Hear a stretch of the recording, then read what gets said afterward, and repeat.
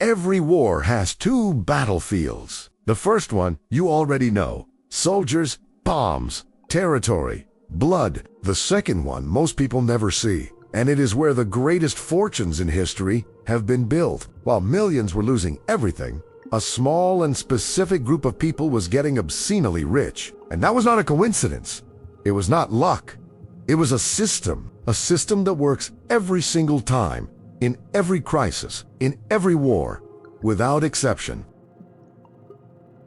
And that system is operating right now, at this very moment, while you watch this video. If that makes you uncomfortable, good, because it means you have not yet understood how money really works when the world collapses. And understanding that before the next reset happens could be the difference between losing decades of wealth in months or coming out the other side richer than you went in. Stay with me until the end, because the part that actually changes everything is not at the beginning. It is in the middle, when the patterns start connecting in a way you probably never expected. Let's start with something that goes against everything you were taught about crises and wars. Wealth is not destroyed during a financial collapse. It is transferred. That distinction is fundamental, and most people never stop to truly think about it. When an economy collapses, when a war devastates a country, when a financial system implodes, the money does not disappear. The assets do not vanish. The land keeps existing. The buildings stay standing. Gold keeps being gold. What changes is who owns these things. And this transfer of ownership, this massive redistribution of wealth that happens during every major crisis, follows a pattern so consistent, so documented, so repeated across centuries of economic history, that there are only two reasons most people do not know this pattern. The first is that nobody teaches it in schools. The second is that the people who benefit from this system would very much prefer you continue not understanding how it works. So let us understand it. The first block of the system is what economists call nominal value destruction. And to understand this, you need to understand the difference between nominal value and real value, because this distinction is at the heart of everything that happens during a financial reset. Nominal value is the number you see, the number in your bank account, the number on your investment statement, the number on your paycheck. Real value is what that number can actually buy in the physical world. And during wars and severe crises, these two numbers dissociate in a way that can completely destroy the wealth of people who spent their entire lives accumulating it. Germany in 1923 is the most dramatic example in history, but it is far from the only one. In 1923, German inflation reached 29,500% per month. Not per year, per month. A person who had savings sufficient to buy a house in January of 1923 could not buy a loaf of bread with that same money in December. The number in the account kept existing, but the real value had completely evaporated. This was not an isolated historical accident. It was the predictable and inevitable result of a government that financed a war by printing money with no backing. And when the war ended, when the war reparations needed to be paid, when the economy was destroyed and the debt was unpayable, the solution was always the same: print more money, dilute the value of the currency.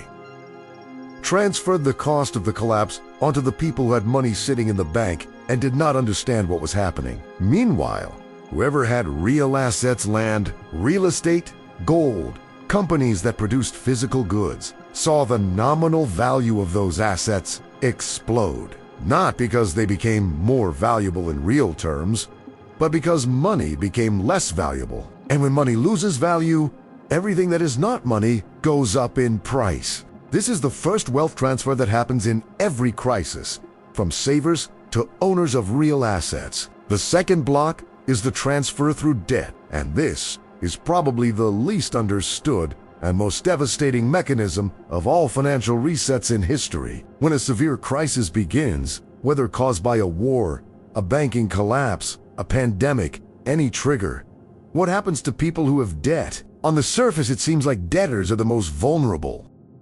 After all, they owe money. They do not have to pay in a moment when the economy is destroyed. But here's the paradox that history demonstrates repeatedly in periods of severe inflation caused by crises. Fixed value debts become progressively easier to pay. Think about it this way. You owe $100,000 on a mortgage with a fixed monthly payment. Inflation explodes to 30%, 40%, 50% per year. Your salary, if you kept your job, starts being adjusted for inflation. Real estate prices rise with inflation, but your debt keeps being $100,000, the same nominal number as when you took the loan. In real terms, that debt is shrinking every month as inflation erodes its value. What seemed like a crushing debt becomes progressively more manageable, and the asset you bought with that debt is worth more and more in nominal terms. This is the reason why wealthy people frequently use debt strategically during periods of instability.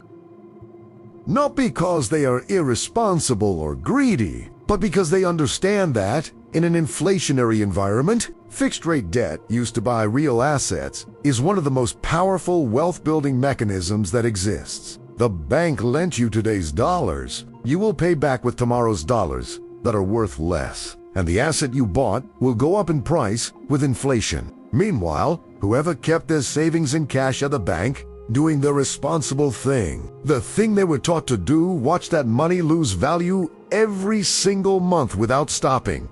The third block is the transfer through panic, and this is the mechanism that feeds the first two, and that determines, more than anything else, who ends up on the right side of the reset. When a crisis starts to deepen, when the news gets worse and worse, when the market falls 30%, 40%, 50%, the human instinct is to get out, sell everything, convert to cash, seek the psychological safety of seeing a stable number in the bank account, even if that number is losing real value every day. That instinct is completely understandable. It is human, and it is exactly what the people who get rich during crises depend on you doing, because every asset you sell in panic needs a buyer. And that buyer, the person on the other side of your desperate sale, is buying your asset for a fraction of what it will be worth when the crisis passes. The American stock market fell 89% between 1929 and 1932. The people who sold at the bottom in 1932 lost 89% of what they had. The people who bought at the bottom in 1932 and held saw their investments multiply by 9 in the years that followed. The same pattern repeated in 2008.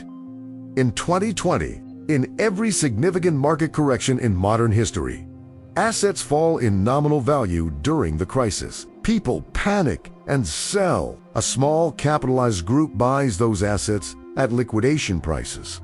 The crisis passes because it always passes. The assets go back up, and the wealth has been transferred from whoever sold in panic to whoever bought calmly. Now let us connect all of this to the current moment, because this video is not just about economic history. It is about patterns that are repeating right now, and about what you can do concretely to position yourself on the right side before the next reset completes itself. The world in 2024 presents a combination of factors that historically precede significant financial resets. Active wars in multiple regions of the globe with escalation potential. Government debts at record levels in virtually every developed economy. Inflation that was more persistent than central banks predicted. Geopolitical tensions between the largest economic powers in the world. None of these factors in isolation is sufficient to cause a reset. Together, they create an elevated risk environment that any financially conscious person should be taking seriously. And here is something important. You do not need to predict exactly when or how the next reset will happen to protect yourself from it. The protections that work during financial resets are the same ones that build wealth consistently under normal conditions.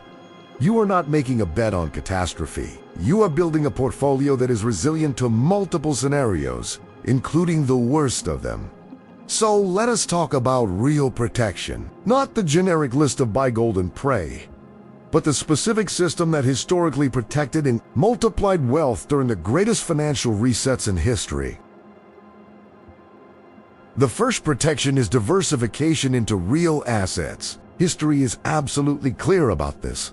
Paper money loses value during severe crises and wars. Real assets survive and frequently appreciate. This includes real estate, commodities like gold and silver, shares in companies that produce essential physical goods, and to a lesser extent certain cryptocurrencies that function as digital stores of value. In the current American context, this means ensuring that a significant portion of your wealth is in assets that exist outside the traditional financial system. Not because the system is going to collapse tomorrow, but because when systems do collapse, and historically they do collapse, the assets that are inside the system are the first to be affected.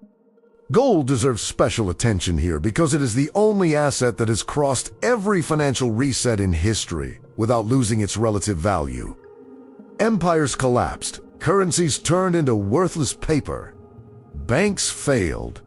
Gold kept being gold. You do not need to move all your wealth into gold. That would be imprudent. But an allocation of 5% to 15% of your portfolio in physical gold or gold-backed ETFs like GLD or IAU is a protection that has 5,000 years of documented history working behind it. The second protection is geographic diversification. One of the most consistent lessons from the great financial resets of history is that they rarely affect all the world's economies in the same way at the same time. The German hyperinflation of 1923 was devastating for people who had assets only in Germany.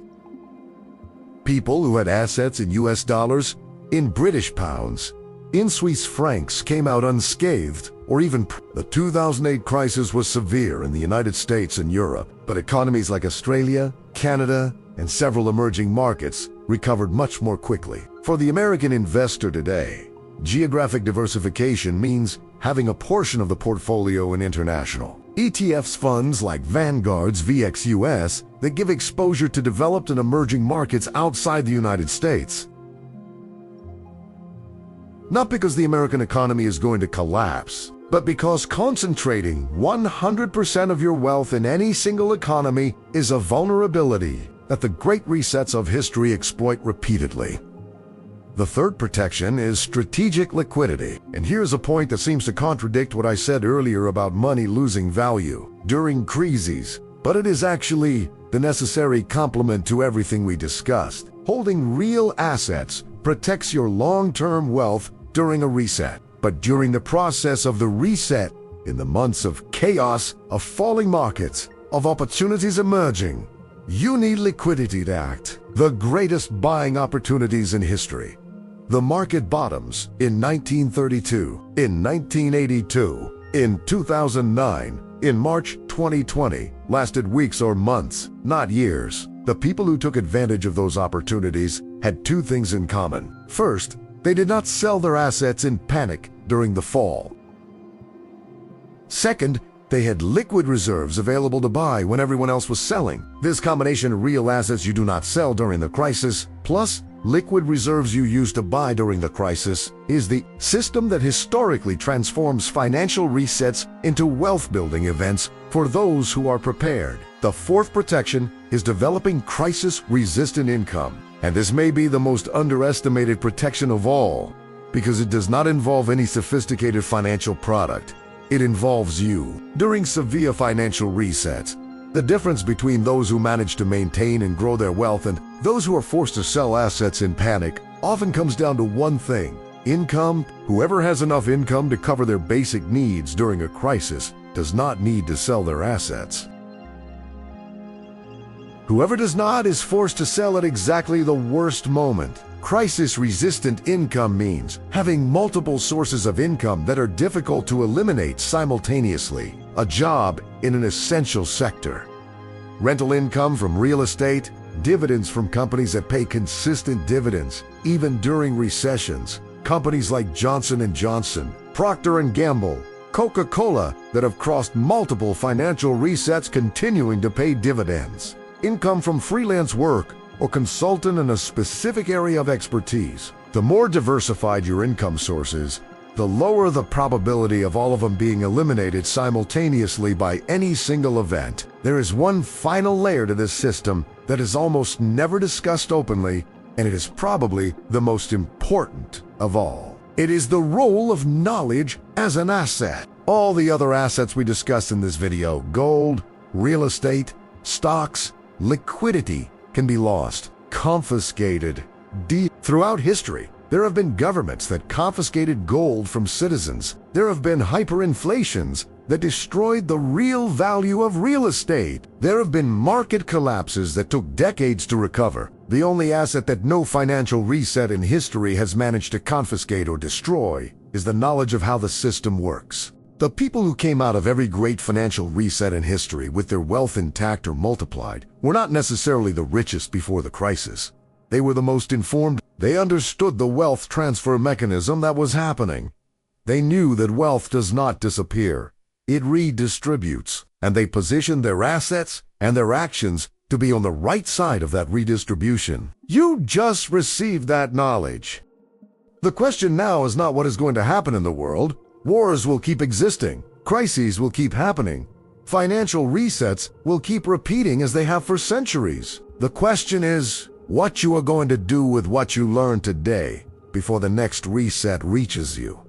Because it will come. The only variable is whether you will be prepared when it does. If this video changed the way you think about money, crises, and the financial system, hit that like button and subscribe. We post every week with content that actually moves the needle on your financial life. Drop a comment below. Which part of this video surprised you the most? I read every single comment. See you in the next one.